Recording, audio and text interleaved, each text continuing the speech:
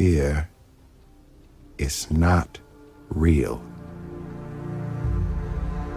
The only place that fear can exist is in our thoughts of the future. It is a product of our imagination, causing us to fear things that do not at present and may not ever exist.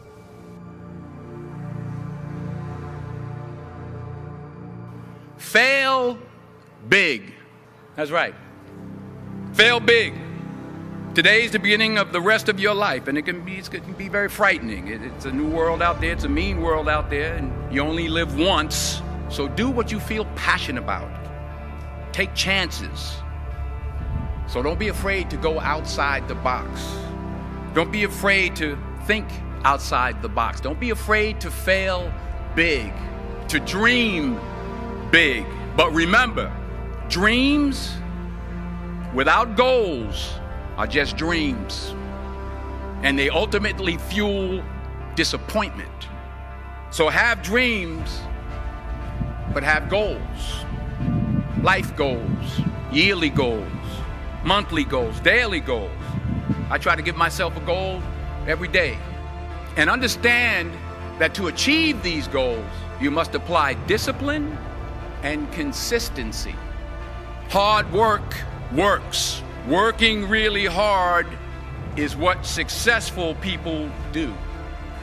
Remember, just because you're doing a lot more doesn't mean you're getting a lot more done. Remember that. Just because you're doing a lot more doesn't mean you're getting a lot more done. Don't confuse movement with progress. And it's not how much you have, it's what you do with what you have. We all have different talents. Some of you will be doctors, some lawyers, some scientists, some educators, some nurses. The most selfish thing you can do in this world is help someone else.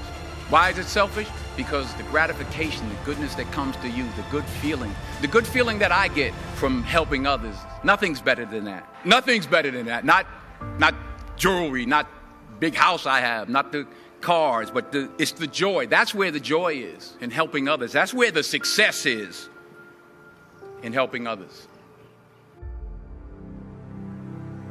Everything was done to try to learn how to become a better basketball player. Everything. And so when you have that point of view, then literally the world becomes your library to help you to become better at your craft. How did you get mentally and emotionally so strong where it doesn't bother you?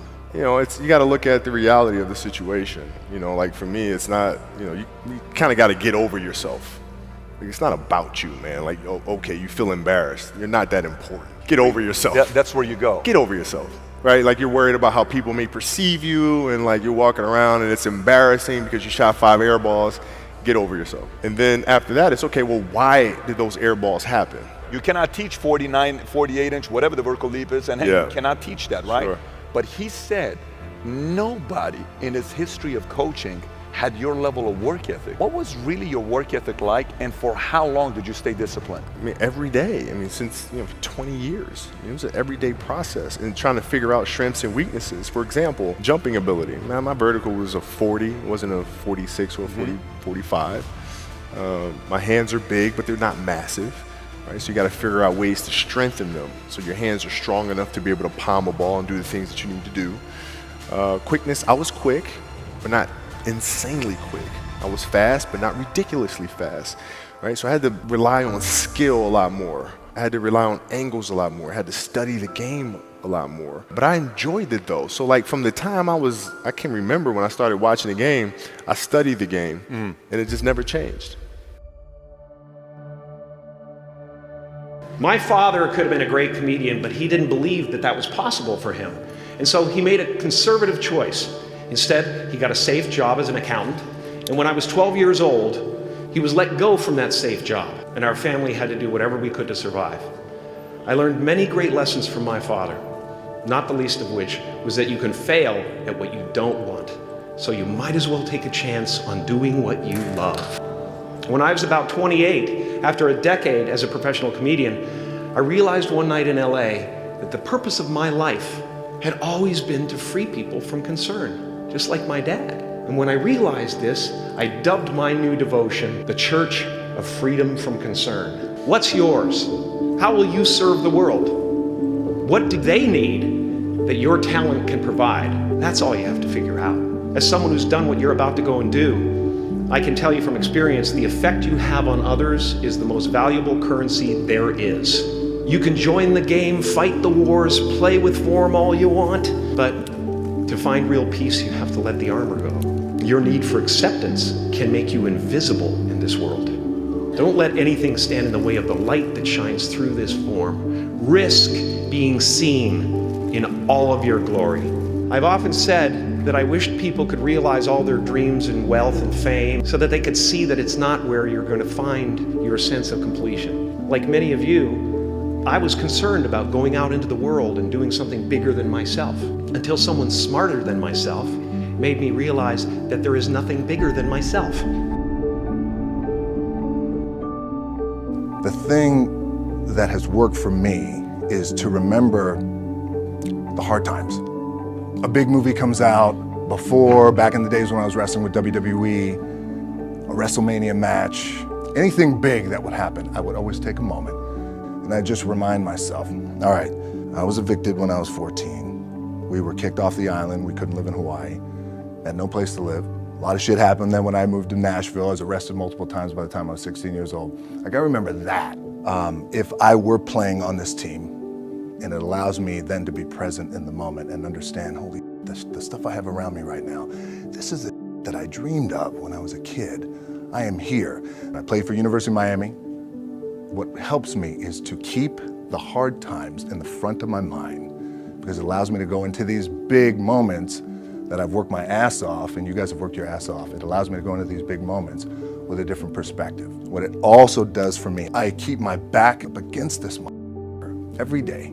It's against this wall, but it's up against this motherfucker because it's what I believe in. And when my back is against this motherfucker, then there's nowhere to go but that way. That's it. So I feel like this could be something, an ideology and mindset that could help you. Could. My back is up against this mother, and this is how I operate. Now, doesn't mean you don't smile, doesn't mean you don't laugh and joke, right? You're happy, I'm a happy guy. But when it comes to business, and when it comes to executing, it's up against this. And I gotta go that way. And I don't give a who is in front of me. They're not gonna stop me. And it was because I had a goal. Everything I ever did, the thing that I heard out of people's mouth was, that's impossible. That can't be done. Or no. So whenever someone said to me, it can't be done, I heard it can be done. When they said no, I heard yes. And when they said it's impossible, I heard it is possible. Because I am a strong believer. I'm a strong believer of what Nelson Mandela said, that everything is always impossible until someone does it. Well, I'm gonna be the one, I said to myself, I'm gonna do it and I'm gonna show it to them. Maybe it has never been done before. That's perfectly fine with me. But I'm gonna do it. Because I believed the very body that they said can never be sold because the time is wrong. A few years later, I'm doing Conan the Barbarian, and it was the #1 hit at the box office when it came out. Think about that. And the director says, if we wouldn't have had his body, we would have had to build one. So all of a sudden, my body became an asset, not a liability. And the same thing was with Terminator. After we were finished filming Terminator, Jim Cameron said to the press, if Arnold wouldn't have had that accent and talked like a machine, I think the movie wouldn't have worked. So think about that. The body and the accent that they attacked was an asset.